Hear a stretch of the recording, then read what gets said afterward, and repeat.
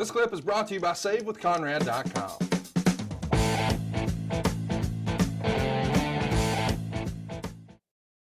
Well, let's talk about one of our more controversial moments in the history of pay-per-view. It's up next. Eric Bischoff is promising Vince McMahon backstage that Raw would decimate SmackDown. He said he planned to screw John Cena just as McMahon screwed Bret Hart. And, as Bischoff chanted, "You screwed Cena," Cena walked in and he said, "So Eric Bischoff screws guys? Not really my thing." And then McMahon asked Cena, "What's good in the hood?" And then said, "Keep it up, my blank." And then strutted away like George Jefferson. And then we see Booker and Sharmell, and Booker says, "Tell me he didn't just say that." And I can't believe this actually happened. And if I'm honest with you, I kind of forgot that it was even on this show until I started doing my research. But here we are 15 years away from maybe one of the more controversial things that Vince ever did on pay-per-view.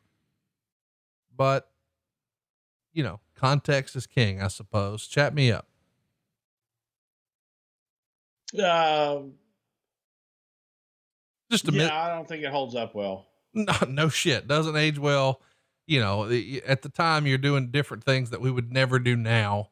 Eric Bischoff and I just watched the episode where he was fired, and they showed a clip of Mae Young giving him a stink face. And then they came back to her in the courtroom scene, and she's on the witness stand, and she's got her middle and forefinger spread, and she's flipping her tongue around in between them.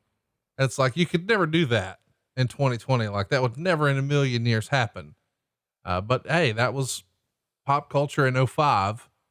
But my goodness, if you had this one back, you probably wish you had this one to do over, huh? Probably so. Obviously this is something that is, a sensitive topic these days. Do you remember this being something that you had to sort of go run past a lot of folks backstage? Would this have been something that you would have gotten the green light for?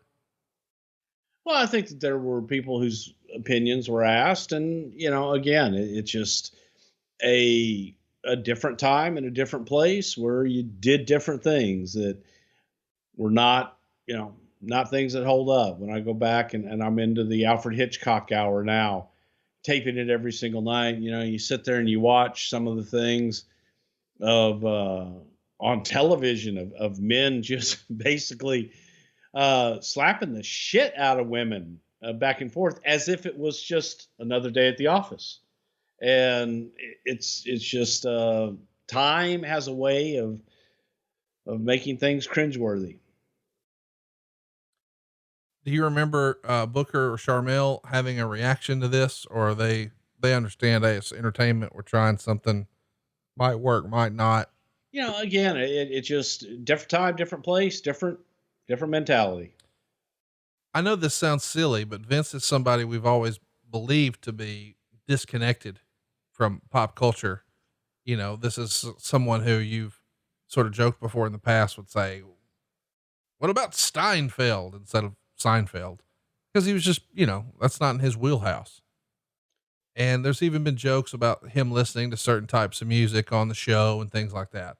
I'm saying all that to ask, does someone have to coach him up on the proper way to say the word? I know that sounds silly, but in hip hop, they use an A, and not so pleasant ways. People use the hard R, and it's almost become a big joke. I'm sure someone comes to Vince and has the idea, hey, wouldn't it be hilarious if he did this or he said that? And then they have to make sure he understands that there are intricacies in how the context of he's not a child. He's a grown ass man. And, you know, it's again, dude, it's different time, different place. No arguing that. This is just, if you watch this without the context of who John Cena is and how silly WWE is, as you said, doesn't age well. Do you remember there ever being a different circumstance where he was trying to talk cool, like try to be hip, and just like a lot of our dads do, it just falls a little flat? Like, for instance, let me give you an example. I'm sure you've heard of, WAP this year. It was like the late summer anthem. I can't believe that was a hit song, but you're familiar with WAP, correct? Yes. So as crazy as it is that that's a song, my dad has no idea what that is or that it exists. Well, very recently we were watching football together, and an old friend of ours who we hadn't heard from in a long time texted my dad. And as he's telling me, he's like, man, I hadn't heard from this guy in like 8 years. Can you believe it? This is so cool, blah, blah, blah. And I said, well, he's got like a catering business now. He said, what? I said, well, it's like a food truck deal. He's like, really? What's he sell? And I said, wings and pizza. And he said, really? I said, yeah. I said, you should tell him, put him over, make him feel good. Say, hey man, I can't wait to get some of your WAP wings and pizza. That's his food truck. So my dad, not knowing any better, sent this guy, I can't wait to get some of your WAP.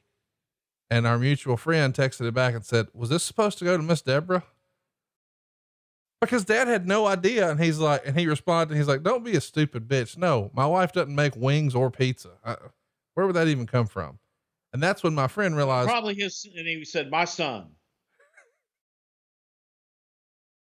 Wings and pizza. So have you ever seen Vince, try to, hey, I'm cool, I'm hip, I know the things.